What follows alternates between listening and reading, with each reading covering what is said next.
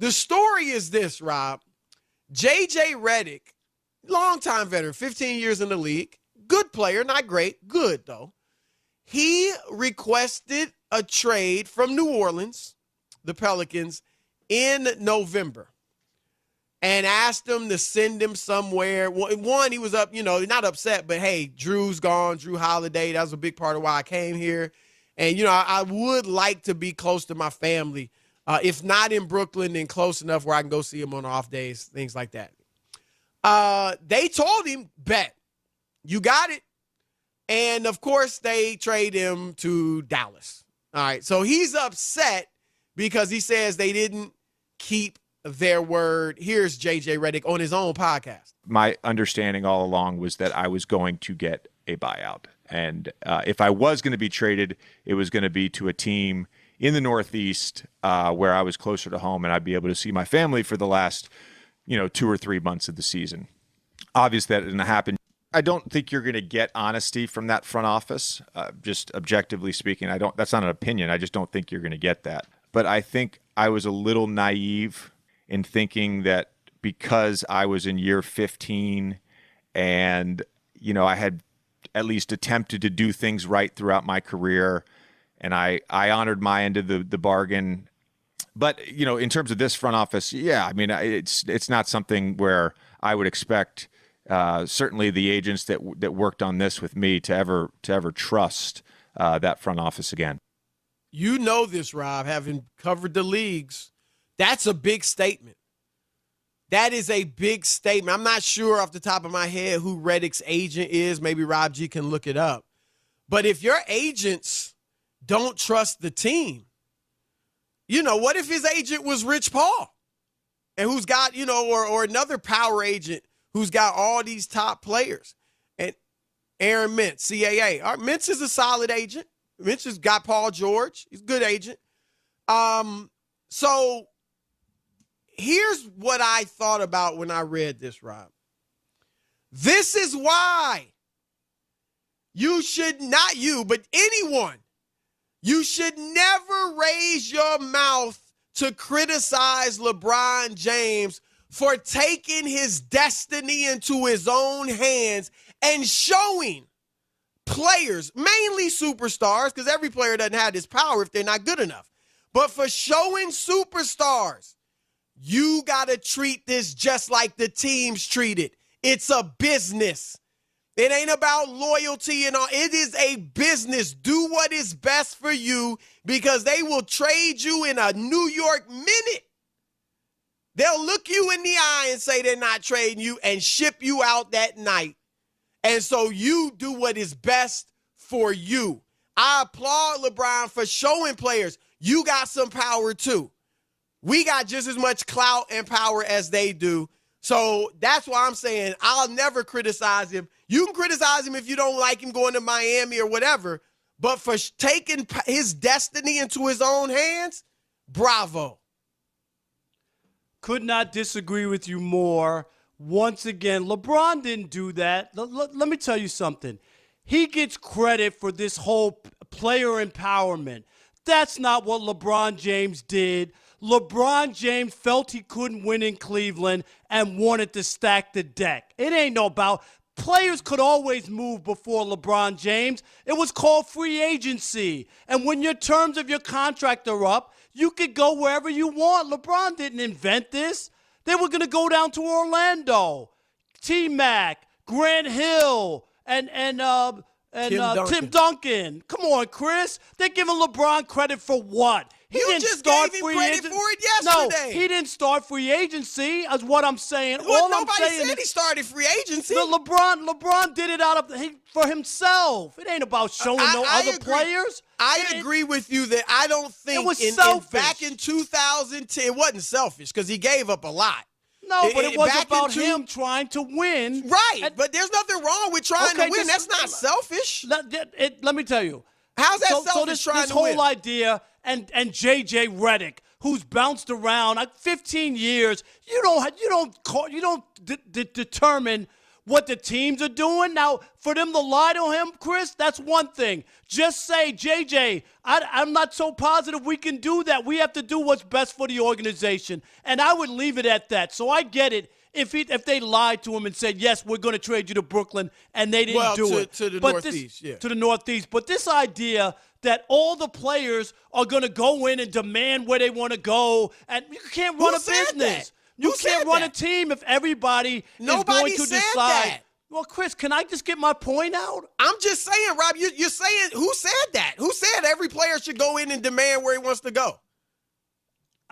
This is ridiculous. And for JJ Reddick to have his panties in a bunch because the Pelicans didn't do exactly what he wants, he's not a big-time star in the league. Dude, stop. Retire and go home to your kids if it means that much. Really? He's saying they lied to him. He's going to bellyache that he's making millions of dollars playing ball. Boo-hoo. Stop it. These guys are ridiculous. They lied to him. He's saying they lied to him. That's what he's saying. And I agree with you. The Pelicans got to, at the end of the day, do what's best for them. You're absolutely right about that. They got to make the best decision for themselves. But so do the players. That's my whole point. The players are right to do it too. So don't get mad when a Kevin Durant goes and does what's best for him. Or LeBron James goes and does what's best for him. Or Kawhi Leonard goes and does what's best for him. Because the Spurs, the Cavs, the Heat, the Lakers, the Thunder, they're going to do the same thing. Let Kevin Durant lose his game. Let him come back from the Achilles and be a 15-point scorer and see if the Brooklyn Nets don't try to ship him out pronto. What's good for the goose is good for the gander. You're talking about two different things. No, I'm not. It's not the same. Because 99% of the players don't have that clout to demand where they want to go. And there's a handful of guys, 4 or 5 guys, who can really dictate and maneuver that. The other thing, if I'm a front office or a general manager, I can't promise you anything. I work for the owner and the organization. We will do what's best for you, so there's no lies. No, I can't promise you that. If your family means that much to you, you should retire and go back to the Northeast. That's what I would tell them. Give up the money. But you can't have it both ways. Most people have to work. Chris Broussard had to move to Los Angeles and leave his family and came to work. He made a choice. It ain't ideal. Didn't you make a choice, Chris? Yes. Rob, they needed you to come to Los Angeles. I agree with you on that, but I'm saying Redick's issue is that they lied. And the issue, I agree with you that they got to do what's best for them. If Dallas gives them the best offer, that's what you got to do. I'm with you on that. I'm just saying I'm not going to be mad at the players for taking the exact same attitude. I can be mad at the players when we have a league that's unbalanced and all the stars are going to 2 or 3 teams. If I'm in one of those other 27, 23 cities where my team, nobody wants to come and they can't attract anybody, it would be frustrating as a fan. That's all I'm saying is what about the rest of the league? I love that Giannis decided to stay in Milwaukee. He could have left. And that Damian Lillard saying, I'm good in Portland. I'll just do my own thing. If I win a championship, I'm fine. If I don't, fine. And if other guys want to move on their free agency, I won't bash Kyrie and KD. They were free agents. They could go wherever they want. LeBron's never left without being a free agent. No, but nobody was talking about just the free agency when he wanted to move on. It was the shifting the balance of power in the league to put together a team so he thought he could win every year. That's what people are upset about, not free agency. Rob, look, this whole notion that, the league is too unbalanced. It's no more unbalanced than it's ever been. The 80s was the golden age. That was the decade that saved the league. 5 teams made it to the finals the entire decade. Let's go past the 80s. No, let me finish because you might not like it because it's disproving your point. It ain't disproving my point because I can give you other teams in the 90s. Not 5 teams won it. 5 teams made it. And everybody after that, loved in the it. 90s, more okay, teams let's made go it. to the 90s. It's Michael not about Jordan just won winning, 6. but the Knicks, the Pacers, the Utah Knicks Jazz, the they Knicks, all what had they win? chances. What did they win? all had chances. That's the point. You had that. You They have had that now. chances. Milwaukee's got a chance. Philadelphia's got a chance. It The ain't the Clippers same. have a chance. It ain't the Utah same. and Denver have a chance. It is the same. It's the exact same. They don't have a Indiana chance. was I never don't as buy good it. as Chicago. Neither were the Knicks. They were close, just like the Clippers are close. Denver's close. The Jazz Clippers are never close. even been to a Western Milwaukee's Conference close. Finals. You can't say that Philadelphia's they're close. close. No, they they're not. are. I'm not talking about their history. I'm talking about right now. You think they're going to win the conference. Now you're saying they're not close? The 70s was the most parity we've ever seen. 8 teams won championships.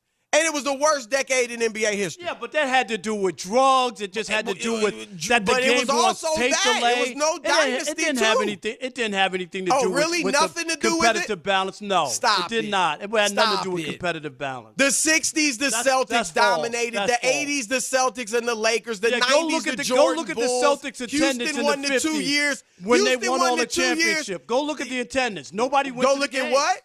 Go look at the attendance. Their attendance went down when they won in the 50s when they won all those The championships.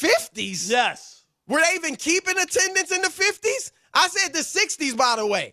But the 80s, the 90s, you had 3 teams win it. The Bulls, the Rockets, and the Pistons. And that was, like you said, that was a great decade. Dynasties are not bad for the game. They're good for it. People love it.